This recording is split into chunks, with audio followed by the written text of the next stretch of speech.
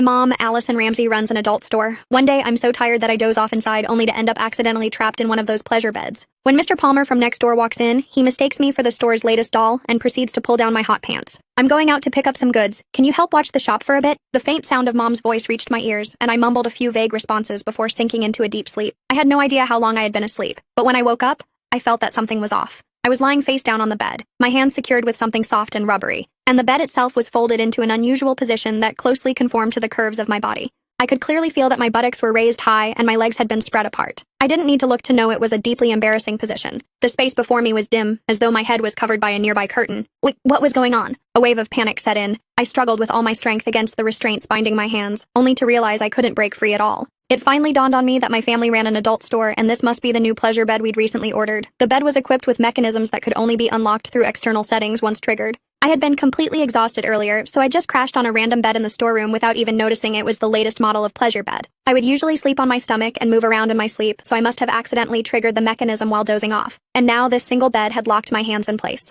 The bed split into two below my waist, lifting my lower abdomen and hips and leaving my buttocks raised high. It was as if I was positioned for... What was I supposed to do now? I shouted a couple of times, but there was no response. It only then struck me that before I fell asleep, Mom mentioned she was going out to pick up some goods and asked me to watch the shop. Hey, Allison. Just then, I suddenly heard the voice of Mr. Palmer, a customer, coming from the doorway, and it was getting closer. Oh no. Mom did say Mr. Palmer would come by later to settle the bill. Panic surged through me. I struggled desperately, only to find that while the restraints looked soft, there was no way to break free. Where's everyone? I thought I told them I'd come by to settle the bill today. Mr. Palmer's voice drew closer and closer until it sounded just a few steps away. Frozen in this embarrassing position, I felt my face flush crimson. And in my panic, I froze completely, not daring to move a muscle. Is this a new doll that just arrived? Mr. Palmer's words sent my heart leaping into my throat. The next second, I felt a pair of warm, dry hands land on my thigh. They then slowly slid upward until they were inside my hot pants. The weather was sweltering, and when sleeping at home, I naturally dressed lightly. Thus, my hot pants were barely long enough to cover my buttocks. The texture feels pretty good. It's quite realistic and even warm, Mr. Palmer remarked as he fondled me.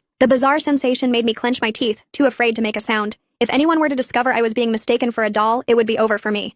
But then to my horror, I felt those hands beginning to tug at the waistband of my hot pants. Hot pants were naturally very short, and for comfort while sleeping, I hadn't even fastened the waistband. In fact, they could practically be slipped off with just a gentle tug. I didn't expect it to feel so real. This new batch of dolls really is something else, Mr. Palmer said excitedly. He seemed to be leaning right over me from behind, and I could distinctly feel the warmth of his breath as he exhaled and spoke. My heart raced with a mix of panic and anger, yet I didn't dare move a muscle. I was terrified of the embarrassment that would follow if I were discovered. What should I do? What on earth could I do? Mr. Palmer had already pulled down my hot pants, leaving only my thin underwear underneath. It even has panties? And with a lace trim, too.